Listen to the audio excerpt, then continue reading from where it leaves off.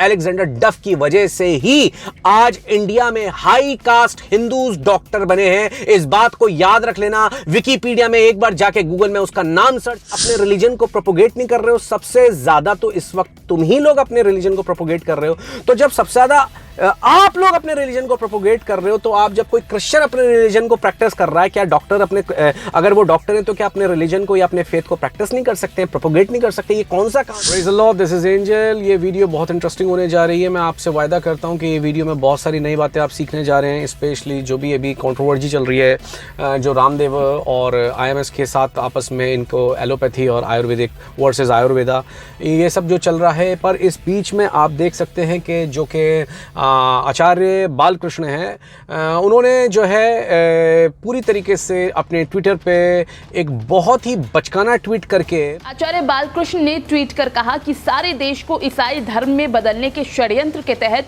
बाबा रामदेव को निशाना बनाया जा रहा है। बाबा रामदेव को निशाना बनाकर योग और आयुर्वेद को बदनाम किया जा रहा है। क्रिश्चियनिटी को एक बार फिर टारगेट किया। और आप जानते हैं कि जब तक ये लोग क्रिश्चियनिटी को घूम फिर के टारगेट नहीं करते हैं तो इनको रोटी हजम नहीं होती है। या ये कह लीजिए कि क्रिश्चियनिटी को टारगेट करना इन लोगों के लिए ठंड में कंबल की तरह है। ऐसे कंट्रोवर्शियल बयान देना जिसके थ्रू ये अपने ऐबों को छुपाने की कोशिश करते हैं। 2019 के चुनाव पर देश से नहीं पूरी दुनिया की निगाहें हैं और देश के अंदर और बाहर जो राष्ट्र विरोधी ताकतें हैं और बहुत सारी क्रिश्चियन कंट्रीज, इस्लामिक कंट्रीज़, वहाँ से हज़ारों करोड़ रुपए की, लाखों करोड़ रुपए की फंडिंग इस बात के लिए हो रही है कि मोदी को सत्ता में आने से रोका जाए।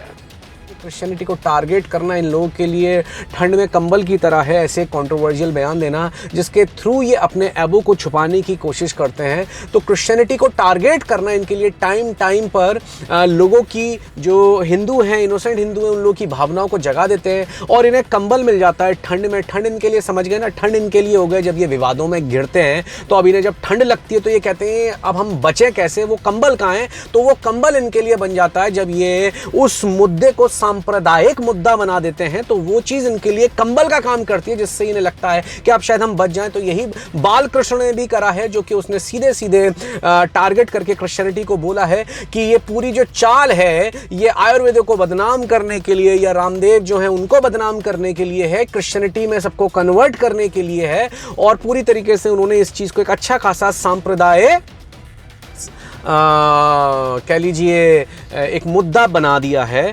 और जिस चीज़ को लेकर मैं समझता हूं कि एक बहुत ही बचकाना और एक बहुत ही कह लीजिए लोगों को आपस में बांटने वाला काम करा है इस वक्त बालकृष्ण ने। तो मैं इसमें कुछ बातें बताना चाहता हूं और आप समझिएगा, ये बात बहुत इंपॉर्टेंट है, बहुत इंपॉर्टेंट है। आप समझिए, अगर आप मसीह हैं, क्रिश्चियन हैं, आपको ये बातें जानना बहुत ज़रूरी है। प्लीज़ जागिए, प्लीज़ देखिए ये किस तरीके से जैसे ये अटैक कर रहे हैं और किस तरीके से क्रिश्चियनिटी को टारगेट कर रहे हैं। समझिए, कुछ बातें ज़रूरी हैं जो आपको जानना ज़रूरी है। और जो गैर मसीही हैं, जो कि हिंदू भाई हैं या मुस्लिम्स हैं या हिंदू हैं, जो भी हैं, उनसे भी मेरी दरख्वास्त है कि ज़रूर इस बात को सुनिएगा, क्योंकि आपकी भी गलत धारणाएं टूट सकती हैं। वो बात अलग है कि आप पहले से इतनी इस तरह फीड किए गए हैं कि आपके अंदर नफरत बो दी गई है, तो उससे कोई फ़र्क नहीं पड़ता। बट स्टिल ये चीज़ आप स्वीकारें या ना स्वीकारें, पर ये बात आपकी आंखों को ज़रूर खोलेगा। It's going to open your eyes what I am about to say and I am about to speak.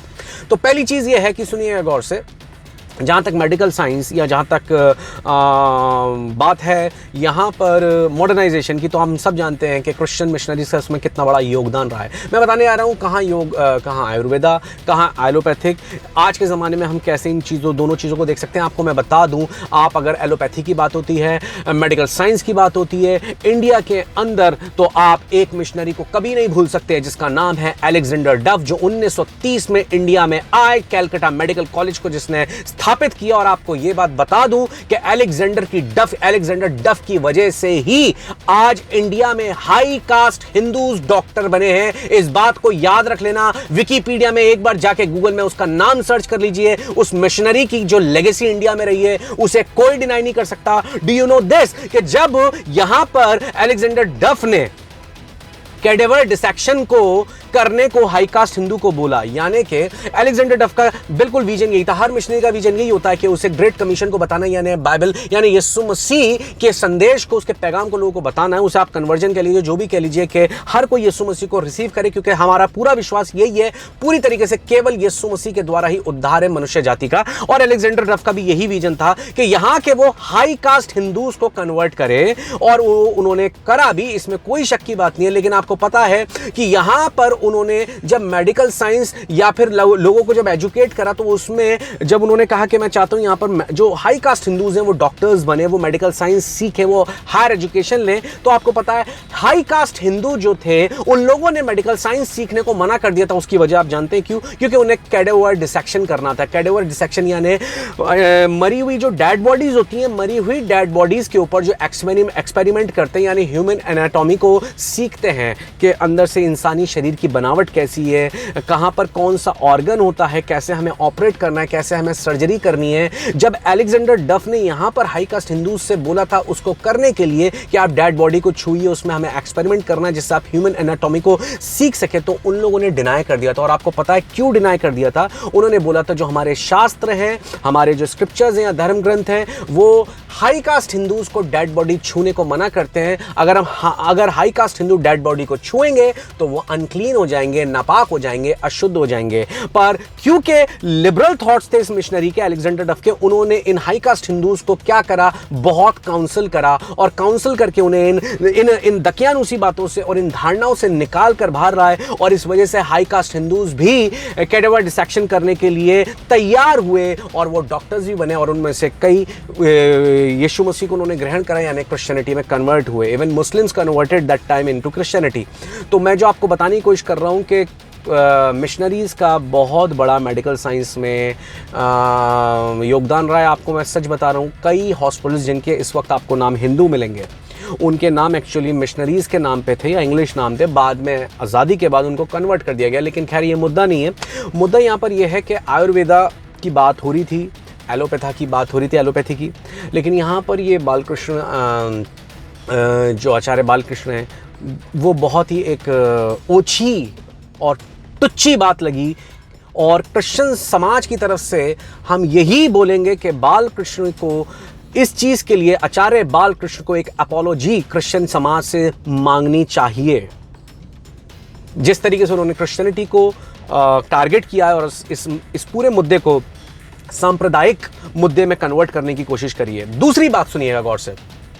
दूसरी बात जो है वो ये है कि भाई आयुर्वेदा और एलोपैथी की जहाँ तक बात हो रही है, देखिएगा इसमें कोई शक की बात नहीं। देखिए करप्शन हर जगह आ जाता है। जो पहले चीज़ अच्छी थी वो करप्टेड हो जाती है, चाहे वो एलोपैथी हो, चाहे कोई भी हो, चाहे मेडिकल प्रोफेशन हो, चाहे दूसरे प्रोफेशन हो, हर जगह कहीं ना कहीं करप्शन आ जाता है। पर हम ये भी डिनाई नहीं कर सकते, अगर आपको इलाज की ज़रूरत है, ऑपरेशन की ज़रूरत है, सर्जरी की ज़रूरत है, तो आपको जाना पड़ता है किसी मेडिकल कॉलेज में, एलोपैथी ट्रीटमेंट या सर्जरीज लेने पड़ते हैं।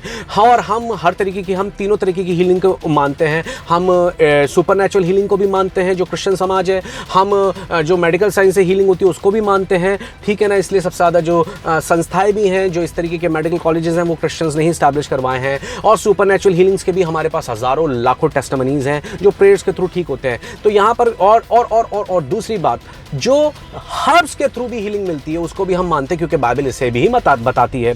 लेकिन यहाँ पर एलोवेरा की, जहाँ आयुर्वेदिक की बात आती है, तो मैं बता देता हूँ। देखिए आयुर्वेदा उस वक्त था और अभी भी है और कई हद तक कामयाब है, पर कई हद तक वो कामयाब नहीं है। उसकी वजह क्या है? उसकी वजह ये है कि अगर आपको इंस्टेंट हीलिंग चाहिए कई मैटर में, या आपको कहीं सर्जरी की ज़रूरत है, या कहीं आपको ऐसी किसी ऑपरेशन की ज़रूरत है, वहाँ आयुर्वेदा काम नहीं करेगा, ठीक है, पहली बात। दूसरी बात, आयुर्वेदा जो इंडिया का है वो लिमिटेड क्यों है? आप गौर से सुनना, ये बहुत खास पॉइंट है। आयुर्वेदा इंडिया का लिमिटेड इसलिए है क्योंकि वो सिर्फ इंडिया के पेड़ पौधों के ऊपर जो ज्ञान है उस पर आधारित है। मिसाल के तौर पे मान लीजिए इंडिया में भी एलोवेरा है, तो इंडिया का आयुर्वेदा एलोवेरा के गुणों के बारे में बताएगा, पर यहां पर लिमिटेड क्यों है? पूछे क्यों? क्योंकि बाहर भी एलोवेरा है, लेकिन आपको पता है दुनिया का सबसे अच्छा एलोवेरा कौन सा होता है? बार्बाडोस मिलेट, जो इंडिया में नहीं होता, जो इंडिया के बाहर होता है और जिसकी हीलिंग प्रॉपर्टी सबसे ज्यादा होती है। इसी तरीके से इंडिया में आयुर्वेदा में उन हर्ब्स का और उन पेड़ पौधों का ज्ञान है जो इंडिया में पाए जाते हैं।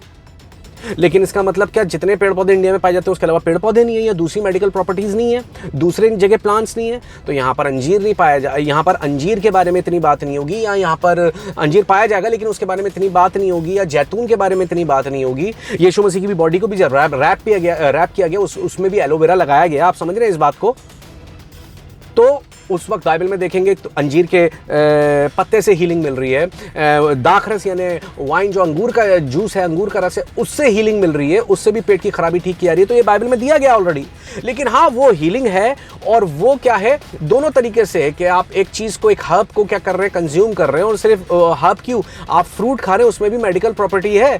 सेब खा रहे हैं उसमें भी आपको कहीं ना कहीं क्या मिलेगी, उसकी जो भी न्यूट्रिशन वैल्यू, उसके थ्रू आपको हीलिंग मिल रही है। आप केला खा रहे हैं उससे भी आपको न्यूट्रिशन वैल्यू उससे न्यूट्रिशन वैल्यू मिल रही है उसकी कुछ ना कुछ। कोई भी फ्रूट खा रहे हैं, कोई भी फ्रूट, कोई भी अनाज खा रहे हैं, उससे आपको उसकी न्यूट्रिशन वैल्यू मिल रही है और वो आपकी बॉडी को कहीं ना कहीं हेल्दी करता है। तो कोई भी आयुर्वेदी या क्या है, मतलब नेचुरल चीज़ आप कुछ भी ले रहे हैं, वो आपको क्या कर रही है, उसकी एक न्यूट्रिशन वैल्यू आपको मिल रही है और वो कहीं ना कहीं आपको अंदर हेल्दी रहोगे तो आप हील रहोगे। और आपकी बॉडी अपने आपको खुद हील करती है तो आप उतनी जल्दी, कोई बीमारी आ भी जाएगी तो आप उतनी जल्दी हील भी हो जाओगे। लेकिन मेरा जो कहने का मतलब है कि आयुर्वेदा अपनी जगह कहीं हद तक कामयाब हो सकता है, पर कहीं हद तक कामयाब नहीं है। और आपको यह बात समझने की जरूरत है कि आयुर्वेदा की अपनी वक्त है और इसकी एलोपैथिक की अपनी वक्त है, हर्ब्स की अपनी वक्त है, और जो हीलिंग सुपरनेचुरल तौर पे हो रही है उनकी एक अपनी वक्त है। इस बात को समझिएगा। और इसीलिए आप हर चीज को जो अटका देते हैं एक जगह पे, वहां पर दिक्कत आ जाती है। अब आप कहते हो जो है सब आयुर्वेदा है, आयुर्वेदिक ये कहेंगे और एलोपैथिक ये कहेंगे कि जो है सिर्फ एलोपैथिक है। नहीं, दोनों गलत है।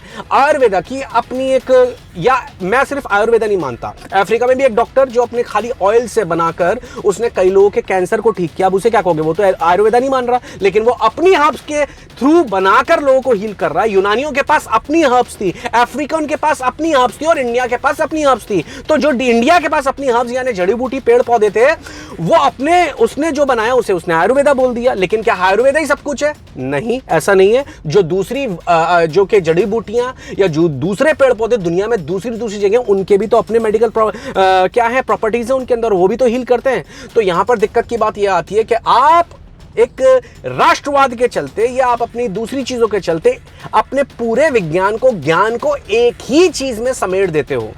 तो एलोपैथी वाला क्या कहता है, वही सब कुछ है, आयुर्वेदा वाला कह रहा है वही सब कुछ है। लेकिन नहीं, सबकी अपनी अपनी वक्त है और हम सबकी कदर करते हैं और इज्जत करते हैं, ये बात याद रखिएगा।